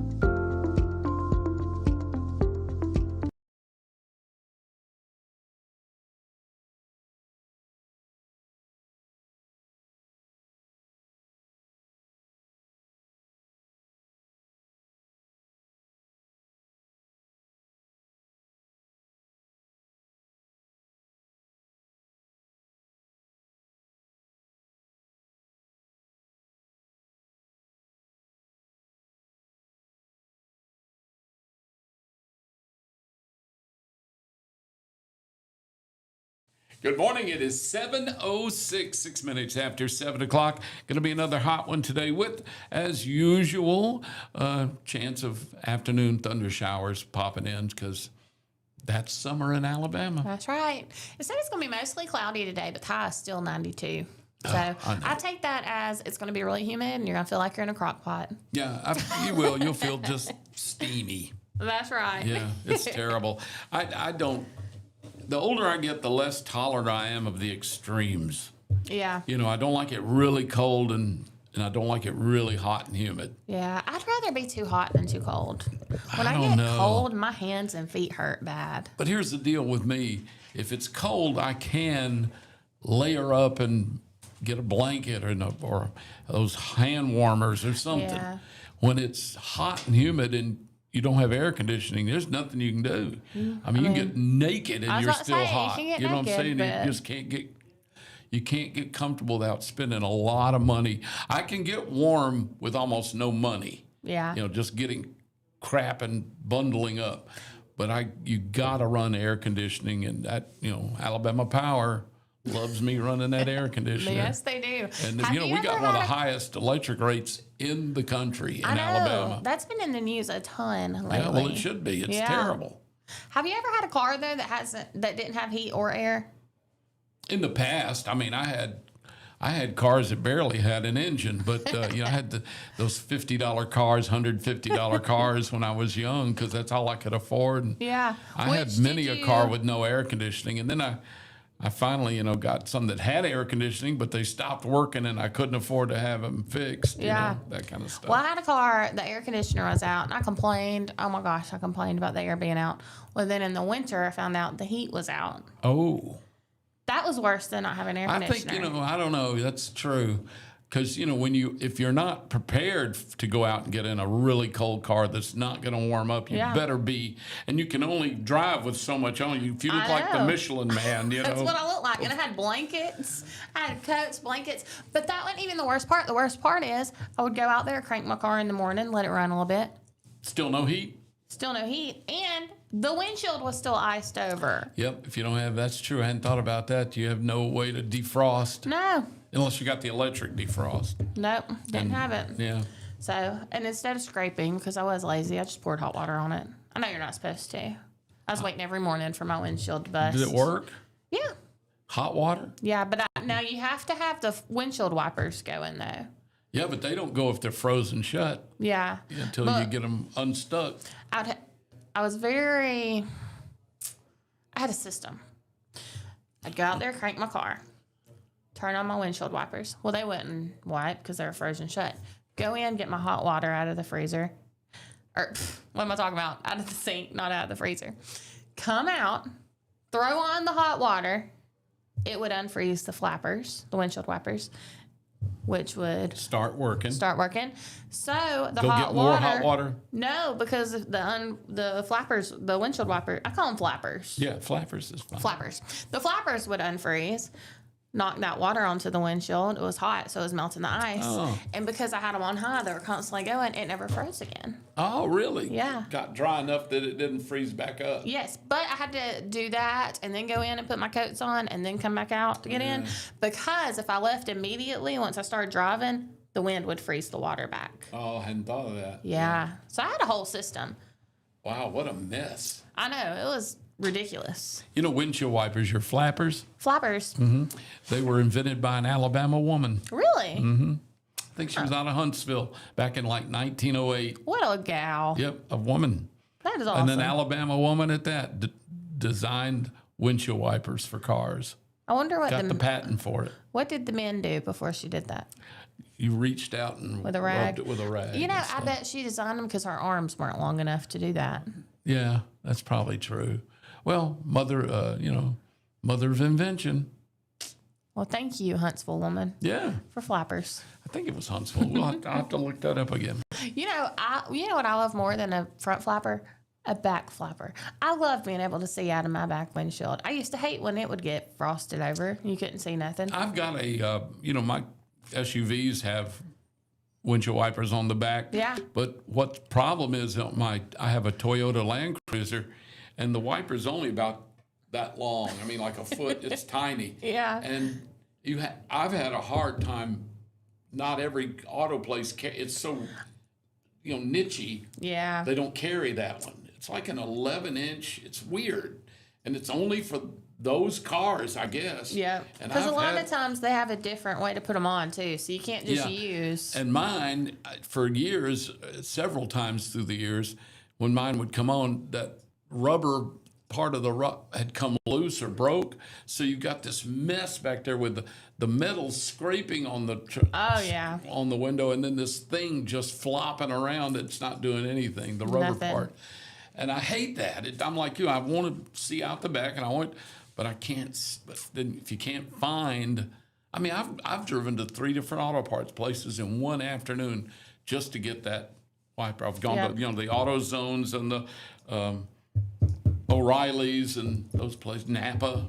I think a lot of times before Amazon, you had to go to your dealership. That's what. Yeah, a lot. And I thought about going to McKinnon, the Toyota dealership, to get mine, but I found one at one of the auto parts. They finally, Really? the third one I went to had one. Third and they time's had a- one. Third time is a charm. And have you bought windshield wipers lately? No, not lately. They are proud of their windshield wipers, especially if you Really? get the Bosch or the real fancy Oh, I ones, I always guess. get the Walmart brand ones. Well, I'm telling you, you should, because it's second mortgage time to get windshield gosh. wipers. They're like $50 a wiper. That's ridiculous. It is. You can't Well, pay I your think- car payment I because mean, you're they're buying really windshield important, wipers. so I guess it's worth it. But I don't like it. Now, I Yeah. had a car one time that actually had windshield wipers on the headlights. I love that. Do you? I Why? think it's cute. It's expensive. I bet They it have is. Washers. I mean, you could turn the windshield the headlight washer liquid on, and the Aw. flapper. It was a Mercedes, an old one. that. It was weird. It was very weird Well, and expensive. I've never had a You car. Had to keep a I lot. probably wouldn't keep them changed. Well, in Alabama, there's really no need for them because it's No. really for slush and ice and snow and mud, I guess. But I don't do mudding in my nice car, and then there's no slush and ice and stuff. And the thing is, this Mercedes, even had a heater in the windshield washer fluid. Oh my goodness. And so every now and then, this incredibly bright warning light would come on my dash. It would blind me at night, telling me my windshield washer level was low and the heater wasn't working because of that. I mean, it was crazy over-engineered. It was a wild. 500 SL, I think is what it was. I know my mom had a, I want to say it was a 280Z. Oh, yeah, Nissan? Yeah. Yeah. And it had the digital dash and everything. And she said it taught her, like it would tell her. It was way ahead of its time. Yeah. This one was I wanted over-engineered. It drove me crazy. I loved all the Zs. I remember the first one I ever saw was a 220Z. Oh, wow. Yeah, this was in like 66. And it was the first Japanese car that looked like a sports car. It was beautiful. Yeah. I think it was Datsun back then. Yep. And it was Datsun 240Z, maybe 240Z. And our band director had it. He's a younger guy, Berry High School band director. And everyone, when he pulled in that first day, the entire school was out there in the parking lot just oogling over it, I bet. Because it was like having a Ferrari. I mean, nobody had ever seen one. It was just, and it was so low and sleek and beautiful. And then he kept it for a few years. And I heard, of course, I went off to Marion, but I heard that a couple of years later, he upped it to the 260Z or whatever. Mm-hmm. And everybody went out and oogled that, and all that. I know when I was 16, that's what I wanted was I want to say it was 80. I don't know why I Probably can't. Or by maybe then, 300. I don't know. But my dad said no because they were a fire hazard. They had a recall on them. really? Yeah, that's what ended up happening to my mom's. They were going to sell it, and whoever test drove caught on it fire? caught on fire. Yeah, Really? I never heard that. yeah. Well, And why would now they you catch never on see fire? 'em. I don't know. I think Well, it I was guess some they all kind of- burned up. I guess so. It makes me sad though, because I wanted to be like in my 30s or 40s and buy the car I wanted when I was 16. Yeah. Now they're not around because they're 50 years old, 60 years old. So, Well, you wait till you get my age. oh well. I'd love to buy my first car that I thought was kind of neat was a Barracuda. And it wasn't a Plymouth Barracuda. It was a Valiant Barracuda, 1964. You may could find one in a. I found 2 or 3 of them, and only now really looking at them, I didn't realize how crappy they were. I thought they were so amazing back then, and then because I was 16, 17 years old, now I look at it, I go, What well, a that piece car of was junk. junky. I still would like to have one. Had a massive slant 6 engine in it. That thing, I think downhill with your foot on the pedal to the metal, downhill, you might go to 70 miles an hour. I don't know. My gosh, you better watch out. You're going to get a ticket. Oh, I did actually. You better not load it down too heavy either, unless you're going downhill. I was. Then you'd go pretty fast, but You you'd go- never make it back up. No, you go. Well, that's the car I had that had no air conditioning, so it didn't matter. The engine wasn't pushing anything but the car. Awful. That little slant 6 engine was amazing, though. Well, we're getting summoned to break. I Okay. think that we have another guest coming on too. We're going to find out while we're on break. It's 7:17. You're tuning in to Morning Mayhem with Dollar Bill and Taylor. We'll be back after a word from our sponsors. Looking for the perfect way to unwind, compete, and have fun with friends or family? Then Putter Up Pelham is your next destination. Whether you're a mini golf pro or just out for a good time, Putter Up offers a one-of-a-kind indoor putting experience with custom effects lighting, sounds, and robotics at each hole, plus automated scoring and a virtual caddy to guide your game. And our ADA-compliant courses include special putters for individuals using wheelchairs or walkers, so everyone can join the fun from ages 4 to 100. it rain or shine, day or night, it's always game time at Putter Up. Come for the fun, stay for the challenge. Swing by Putter Up, where every stroke counts. Traditions come and go, but excellent service and compassionate care are benchmarks in any era. That's what Ellison Memorial Funeral Home is committed to providing you, whether through the pre-arrangement process or seeking services at your time of loss. Ellison Memorial offers a noticeable level of care and attention to detail. Others do not. So before making a decision based on yesterday's traditions, experience the Ellison difference when it comes to your loved one's final arrangements. You'll be glad you did. Call us today at 205-280-4600. Ellison Memorial Funeral Home, setting the new standard in local funeral service excellence. We are always here when you need us. Underage drinking is deemed by many adults to be a rite of passage. Parents who host parties for youth may think they are being protective, but they are actually putting their youth at risk of physical and social consequences. Know the truth. Underage drinking and social hosting is a bad mix. For more information, contact Central Alabama Wellness, 205-651-0077, or visit centralalabamawellness.org.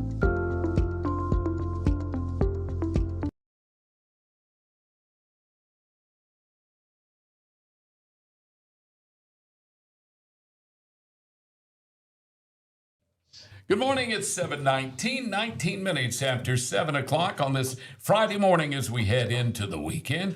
Hope you're going to have a good one. We got good chance we could see some afternoon thunder showers. It's Alabama. It's summertime. It's that standard forecast. Thank goodness nothing looks particularly damaging or scary, except if you've seen the storms going through the Midwest, and oh my God, I've seen that. they're getting hammered. So we're it's going to be hot, it's going to be humid, could have some thunder showers, but we're good. We're also coming into we're getting down to the end of our runoff season with our election coming up. That's right. Next week. Yep, voting is on Tuesday. Yep. And we have on the phone with us right now Wes Allen, who is running for lieutenant governor. And it's been quite a run in Alabama this last couple of months with so much politicking going on. Wes, good to have you on with us this morning. Morning, guys. Thanks, Dollar Bill. I appreciate it, Taylor. Thank you so much for having me on this morning. Well, we appreciate your time. Yes, and we know sir. that things are probably a little frantic right now as we head down to you can see the at least the first finish line in place before we go to the main election, but in November. But how are you doing? I mean, politicking has been amazing. It's been intense. Are you hanging in there okay with having to keep the schedule up? Hey, we're doing fine. We're doing well. It is a big state, a wonderful state. I've seen every bit of it from top to bottom, east to west, north to south, everywhere in between. And I spent a lot of time there in Chilton County and Clanton. And, my wife's family has got ties to Chilton County. My wife, her grandfather was Buddy Wade. And Miss Barbara was her grandmother, and the Bates are her cousins. And so, I mean, she's got deep ties to Chilton County, but I'll be on 65 again today and up and down the highway, and we're not slowing down until Tuesday, June 16th. There you go, next Tuesday. Wes is, we'll talk about some of the things that are important to you here in a second, but has anything, since you have gone all over the state, 67 counties, a lot of different kind of folks, has anything surprised you in a positive or negative way? Well, I knew Alabama was a great place, but it just solidified that in my mind and what I was able to witness. And then just as a testimony that we live in the greatest state in the union. I don't care what anybody says, Alabama is the best. And, when you get out in campaigns statewide, what you realize is that is important aspect of it. The retail part of, asking people for their vote is so important. When you're looking in the eye, when you go to their small businesses, when you're in these public forums in these counties and these cities and towns and hamlets and everywhere from east to west, all over the state of Alabama, because it's important, guys. It's important that your statewide candidates who are asking for your vote get out and they go to work and they stand there and they take tough questions. And here's why that's important, because it makes us as statewide candidates better candidates. It makes us, when we get elected, better elected officials, because we can handle pressure. You know, we can make tough decisions, that sort of thing. So it's important that your statewide candidates get out, go see the communities, hear the concerns, and then so they can take all of that back when they get into office and make great decisions for the people of this state. Yeah. That's a great point. You know, I've lived in Alabama my whole life. I'm 73 years old. Me but too. I've worked, you know, up in Northwest Alabama back in the day. I worked up in the Quad Cities up that way. I've worked down in Selma. I've been in Tuscaloosa. Most of my life in Birmingham. But when you live in these other areas, you realize, or I guess what I should say, living in Birmingham basically for the last 40 years, I've forgotten that some parts of the state have completely different issues or concerns than I might have living in a big urban area compared to being like here in Chilton County. I assume that's the same with you now that you've moved around all over the state. It does make you a better candidate because you do hear things you may have been unaware of that is really important to other folks. Yeah, for instance, the timber and forestry industry right now is really hurting. There's been paper mills and pulp mills shut down. And, you know, for some parts of our state, that is a huge part of it's an economic driver and is a foundational part of the economy. So, you know, we've got a lot of pine trees. We got to do everything that we can in this state. And I want to be a part of that solution to make sure that these generational families that have been in the timber business can hand that off to their kids and grandkids and be successful. And it's a way of life and a lot of history and heritage in that. But then, you know, in some parts of the state, that may not be the case. Like, for instance, you know, downtown Huntsville and all the things going on up there with the space industry and with the defense of our country. I mean, so when you're training people and these children and kids to get out of high school and go to work, you got different needs in different parts of the state. And that's something that we can't forget. We've got a diverse state. Our state is so full of natural resources. Our state has so much, just water. I mean, rivers. And I mean, it is, guys, to see what my eyes have taken in over the last year and a half is really remarkable. And I did this, you know, when I campaigned as your Secretary of State 5 years ago. Right. But our state is so good. And there's a reason people are coming to Alabama, and that is because of our conservative Christian values, our conservative leadership, our way of life. They want to be a part of it. And us as elected officials must protect that and must protect our unique culture here in the state of Alabama. And then at the same time, make sure we keep Alabama in a posture that is prosperous and vibrant for our kids and our grandkids. Amen, brother. Absolutely. Let me ask you, you're running for lieutenant governor. For those listening and watching us right now, what does lieutenant governor do? So the lieutenant governor is an executive level elected official. So if something were to happen to the governor, obviously the lieutenant governor would ascend to the governor's office, but the lieutenant governor will preside over the Alabama State Senate. So you're executive, but you're also in the legislative branch as well, presiding over the proceedings of what's going on in the Alabama State Senate when they are in session in Montgomery. And so you got to maintain order. You got to call balls and strikes. You got to be fair from the chair. You got to have relationships with all those state senators like I do now as your current Secretary of State. You appoint to about 167 unelected boards and commissions. So it's important that you have philosophically common sense conservative people that serve on these unelected boards to make government work in that particular sector. And you're there to help the governor be successful and there to help people when they come to you and say, hey, I've got this issue or that issue, and I want to represent the state in a way that I've always done. And that's just to make sure that Alabama's in a great place, a great posture, and to be successful. Well, it sounds amazing, and I hope you can get through the next few days without any exhaustion or incidents, and everything goes well for you on Tuesday. As we wrap it up here, is what would you like to leave with folks who are listening to you right now? Well, I would just like to say, first of all, thanks guys for having me on. I really appreciate your time. Listen, this race comes down to about who do you trust? And, you know, I've served as a probate judge, making thousands of decisions that have affected real people in a real place in a real time, being folks. And then I served in the Alabama House of Representatives and did some really good work there, passing bills that, you know, prohibit the transgender surgeries on minors in the state of Alabama, prohibited the cross-sex hormones on children. I'm very proud of that piece of legislation. Fortifying Alabama elections as your Secretary of State. There's nobody else in this race that is ready day one to step in, to use the relationships that I've built. Remember, we talked about traveling all over the state and with these mayors and city councilmen and county commissioners and probate judges and legislators and business leaders in industry all over this state to make Alabama better.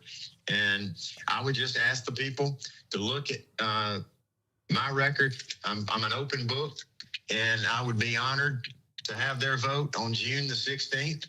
And so, you know, when you go to the polls, just remember who step in there, and hopefully, God forbid, nothing were to happen to the governor. But if something were to happen, you've got to have somebody in there that understands the role, understands the 24 cabinet level positions, understand the 13 divisions under the governor's office. All of that comes into play, and you better be ready to step in, and we will be if called upon. Wes Allen, thank you so much for your time. I know how busy you are as we go down to the polls here on Tuesday.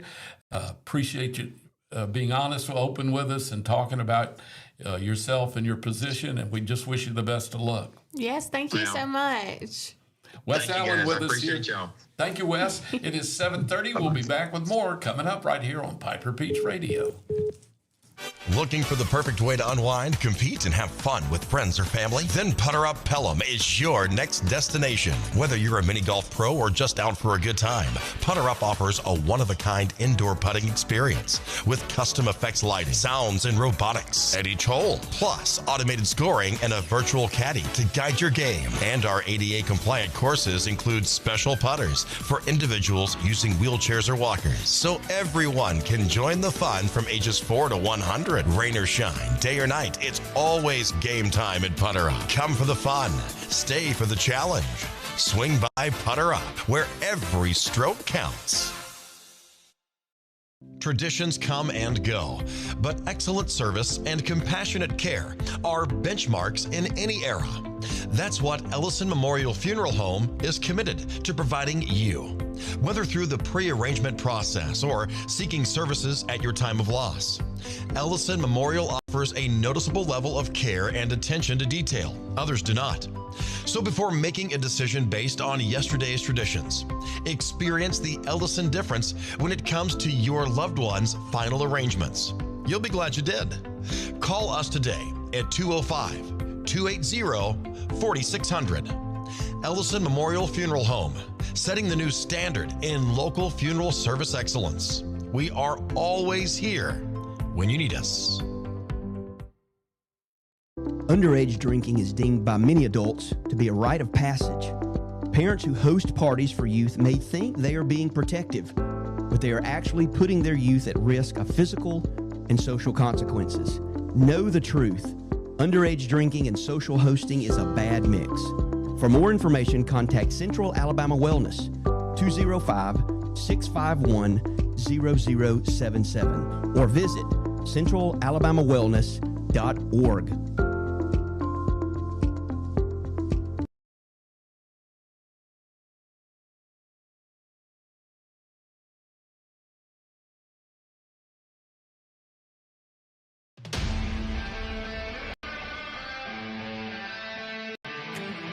There's a pride that comes from employing over 6,000 people in America. Welding, fabricating, assembling with local and global parts. Delivering a machine just right for you. Japanese engineering meets American ingenuity. that builds on our 50-year legacy of quality, reliability, and durability that makes us the #1 selling compact tractor in the U.S. These aren't just machines. This is a way of life, and that's why Kubota is investing hundreds of millions right here at home. Because we won't settle on what was good enough yesterday. We're innovating with inspiration from the hard-working men and women that proudly sit on our equipment every day. So you can be sure that every one of us have you in mind when a machine or implement comes down that line. We know how hard you work. We'll do the same. This is Kubota.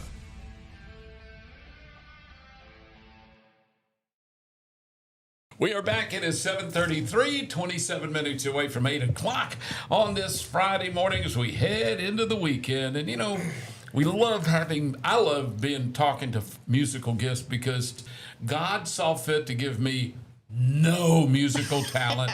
I love music to the bottom of my soul, but I got to tell you, I can't make it in any way, shape, or form, and you don't want me singing. So. Me neither. But now every now and then I do feel like I may sound good, record myself, and then listen back and realize I still don't. So. Yeah. Well, we've got Taylor Boggy here with us, and now the last name we were all talking about this is Hungarian. It's spelled B-A-G-I. So most people probably call you say Baggy or Buggy, and it's Boggy. Yeah, I've heard of that. that. Do you get tired of correcting everybody? No, I almost wanted to adopt Baggy. Yeah, there you go. Taylor Baggy. Yeah, just settle with the. Got a little ring to it. It does have a ring to it. Speak close to the mic there. Okay. Eat it.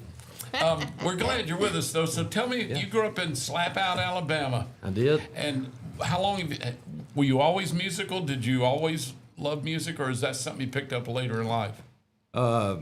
Yeah, my dad, my whole family plays. So. Oh, do they really? Yeah, they play, and I started playing drums when I was about 5 or 6. Oh, wow. Yeah, and we just used to play for fun.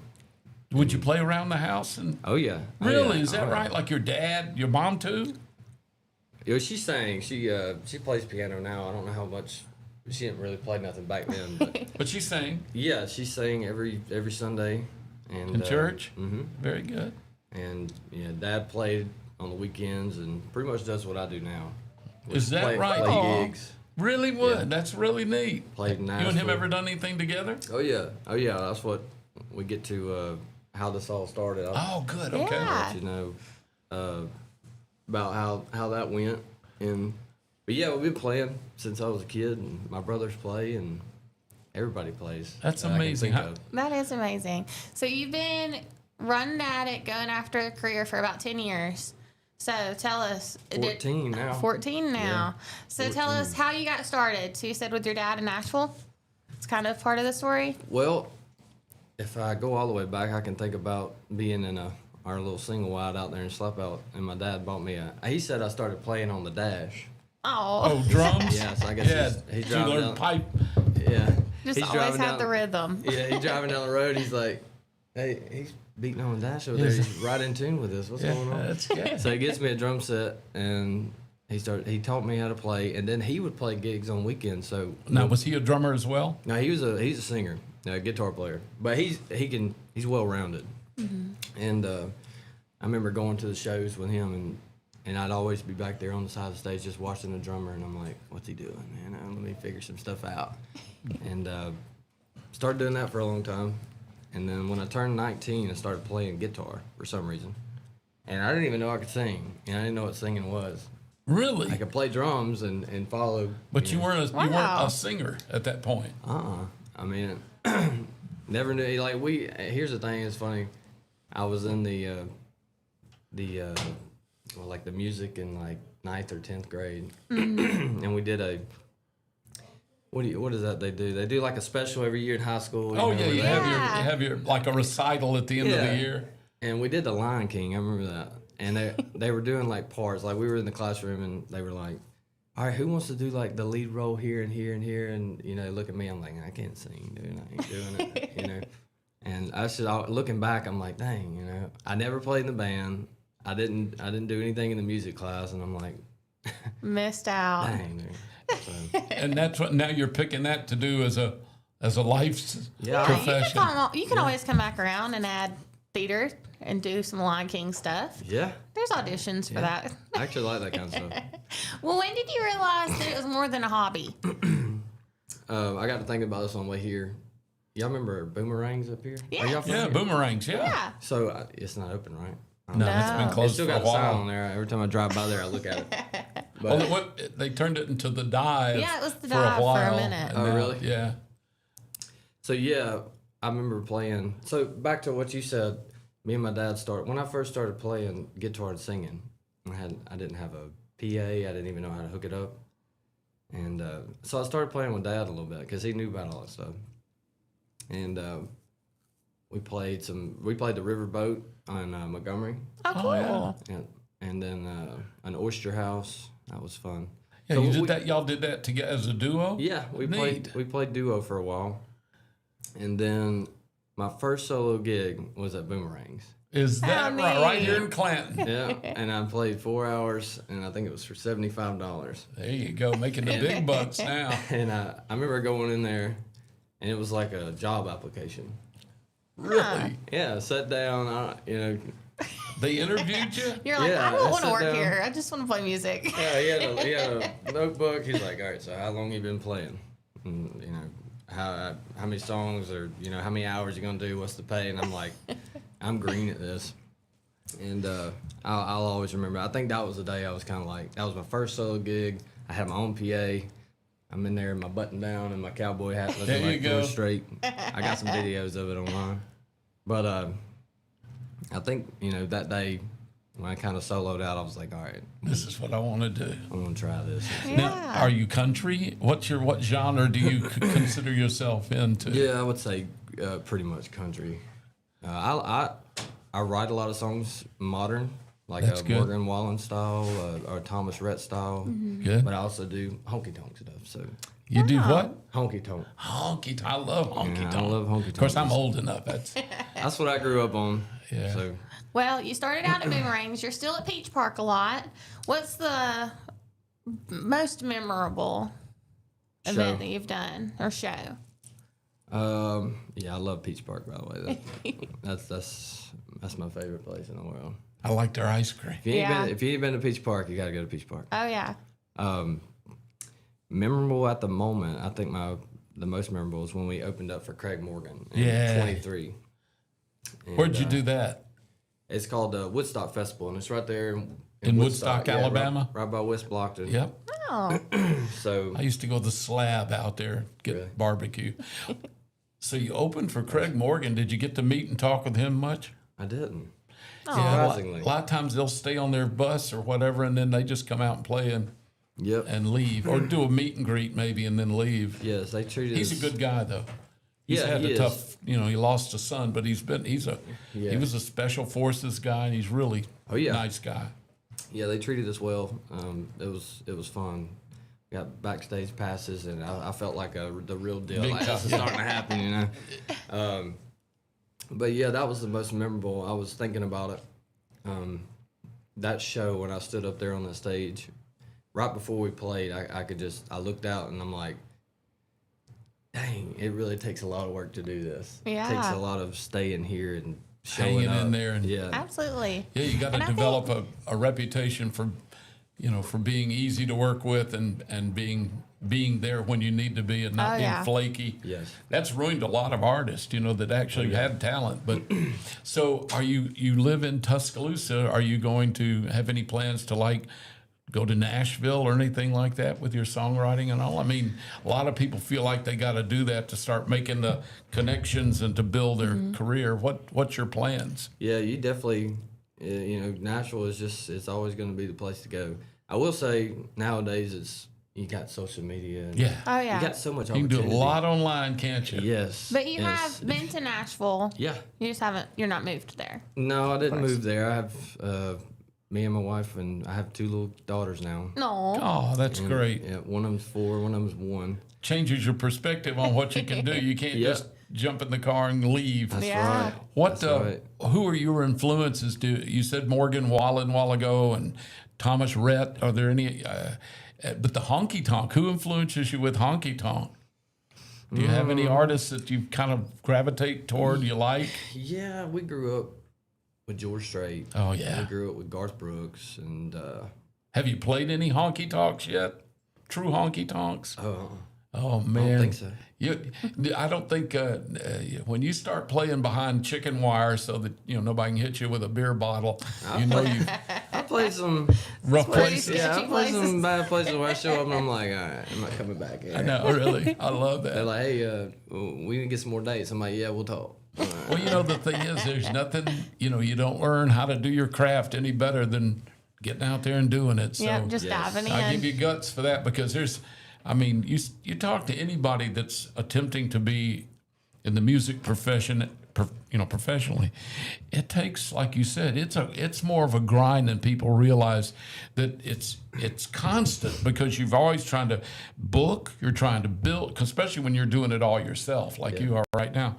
It's hard work, and you're trying to balance that with family life and make a living and all that. I admire you for doing it, man. Yeah. It's I'm working, playing music, and we got the kids, and we just built a new house, but I'm fortunate enough to do it. Good. Play every now and then because I try not to do it too much, I get wore out. But my wife lets me play, and it's really, if I didn't have her doing, what she does, then I wouldn't be able to do it. So. Yeah. Good support at home makes all the gal. difference in the world. It really does.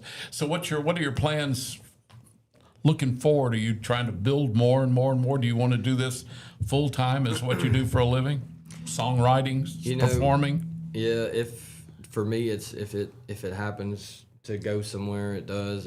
But I said this this whole year, to whoever I talk to, I really enjoy just playing shows. Yeah. No matter where it is. And Peach Park, the more people, the better. Yeah. But I really enjoy just singing and playing. So Yeah, just getting to do it. wherever it goes, I try not to focus on it too much because it'll bum me out a little bit. Oh, yeah. But Well, it's an up and down thing. it is. And a lot of people, I don't think, realize is your product. Everybody has a product. Either they work for a flooring company, they work for the power company. Their product is what they do. Your product is you. So it's hard not to take things very personal. Yeah. You are your product. So if you take criticism about what you sing, how you play, where you play, it's hard not to get that thick skin. Have you worked on getting that? Does anything negative bother you too much? Because that's worked on a lot of people's psyche. Yeah, when the people are like, I know somebody and I know these people and I know that, I've kind of learned, it's like, okay, I get it. You may know somebody, but, so I've developed that about myself. And Good. I've just learned a lot to be just, it may not always be what you think it is. So just Things never work out like you plan them to. Yeah. just keep going. Be And consistent, you're not going to be everybody's favorite flavor, so you can't try to be. I try to just do what I do, and, work on what I'm doing and play the best I can. And, Yeah. it helps though when people are like, man, I love your show. I love that song. And, Oh, yeah. There's nothing wrong with being pumped up by positivity. That's right. I think that's the hardest thing about being a performer of any type. You've got to learn how to enjoy the positives and then not worry about the negatives. You can't take them equally because, the world will grind you down. So good for you. I think it's great. You can hang in there and perform. Are you going to perform for us here in a few minutes? sure. Yay! Well, tell our listeners if they've never heard of you or never heard of your music, where can they find you? Online. How do they What's find your- you? Yeah, it's all online. So iTunes, YouTube, TikTok. I don't do too much on YouTube. I do shorts and stuff on TikTok a lot. Yeah. Do you? So Vlogging you're saying lately. you want to make a TikTok with us after? I can. Do you dance? Not really. You will today. Neither do I. So now, where do they find you? What's your how do they look you up on all these It's platforms? just Taylor Boggy music. Taylor Boggy Music. BAGI. It's BAGI. That's right. Taylor Boggy Music. So check him out because And on that's, iTunes and Amazon Music and all of the streaming services too. Yeah, it should be on everything. do you do a lot of covers or are you doing mostly your stuff? I do, when I play, it's like 3 or 4, you know, or it's mostly 3 hours. So I'll do a lot of covers. Yeah. And And then somebody asks sprinkle for your originals. stuff in there? Yeah. Good for you. Yeah. If somebody asks for originals, I'll do one or something. Yeah, that's great. You keep it going, man. Well, Taylor's going to perform for us here in just a couple of minutes. We'll take a break and come back with Taylor in our performance studio area coming up in just a few minutes right here on Piper Peach Radio. Stay with us. Taylor coming up. Looking for the perfect way to unwind, compete, and have fun with friends or family? Then Putter Up Pelham is your next destination. Whether you're a mini golf pro or just out for a good time, Putter Up offers a one-of-a-kind indoor putting experience with custom effects lighting, sounds, and robotics at each hole, plus automated scoring and a virtual caddy to guide your game. And our ADA-compliant courses include special putters for individuals using wheelchairs or walkers, so everyone can join the fun from ages 4 to 100. Rain or shine, day or night, it's always game time at Putter Up. Come for the fun, stay for the challenge. Swing by Putter Up, where every stroke counts. Traditions come and go, but excellent service and compassionate care are benchmarks in any era. That's what Ellison Memorial Funeral Home is committed to providing you, whether through the pre-arrangement process or seeking services at your time of loss. Ellison Memorial offers a noticeable level of care and attention to detail. Others do not. So before making a decision based on yesterday's traditions, experience the Ellison difference when it comes to your loved one's final arrangements. You'll be glad you did. Call us today at 205-280-4600. Ellison Memorial Funeral Home, setting the new standard in local funeral service excellence. We are always here when you need us. Underage drinking is deemed by many adults to be a rite of passage.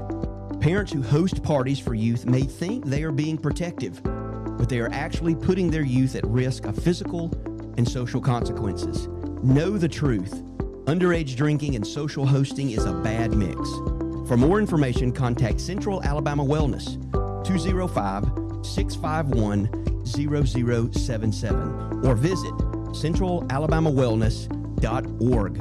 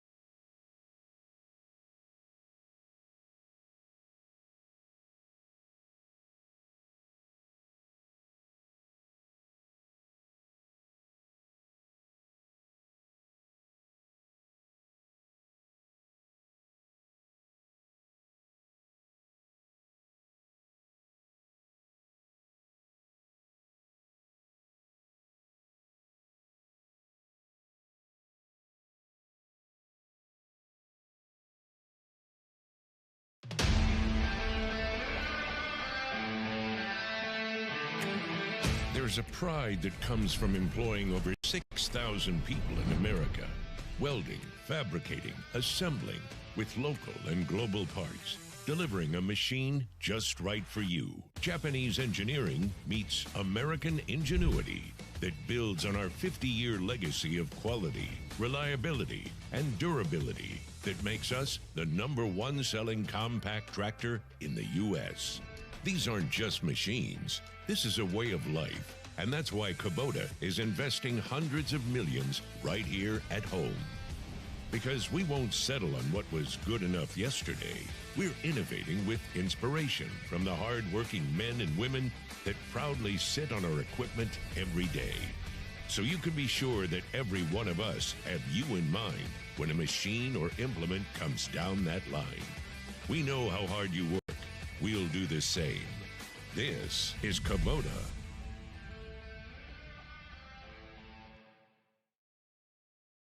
All right, we are back here at the Piper Peach Radio performance area, and we have got Taylor Boggy here to perform for us this morning. He performs all around the state and is a songwriter, singer. So, Taylor, thank you for being with us. We can't wait to hear you. Taylor Boggy, everybody.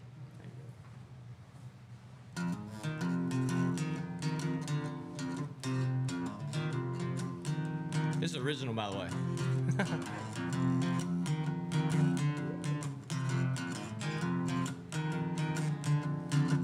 Well, those bar stools ain't empty, the jukebox is playing them songs. Well, there's a drink in every hand, they say they plan to stay all night long. Me and the boys are on the stage about to play some of Haggard's hits. Yeah, it's good to see everybody honky-tonkin' again. Well, there for a while it was getting kinda loose. Nothing had a sound like our down-home roots. I look around and see a crowd in cowboy boots. It makes me grin. Well, I'm liking where it's going. Can't tell you where it's been, but it's good to see everybody honky-tonkin' again.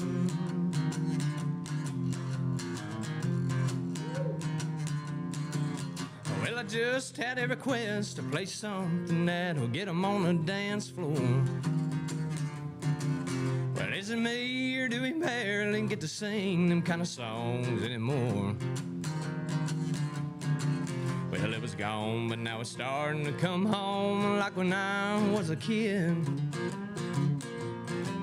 Yeah, it's good to see everybody honky-tonkin' again.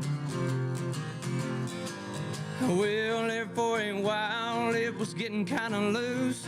Nothing had a sound like our down-home roots. I look around to see a crowd in cowboy boots. It makes me grin. Well, I'm liking where it's going. Can't tell you where it's been, but it's good to see everybody honky-tonkin' again.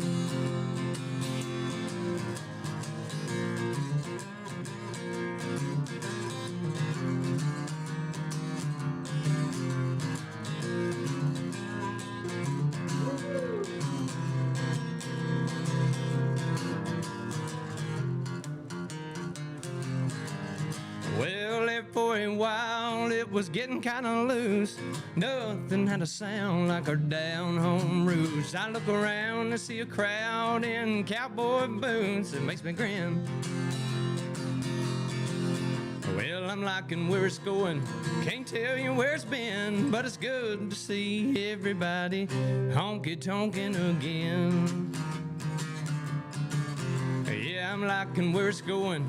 Can't tell you where it's been, but it's good to see everybody honky-tonkin' again.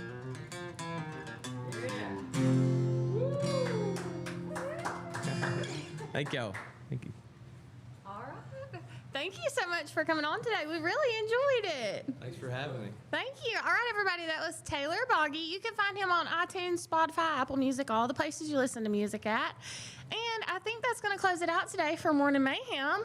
So Monday, we will be back, me and Dollar Bill, bright and early, 6 a.m.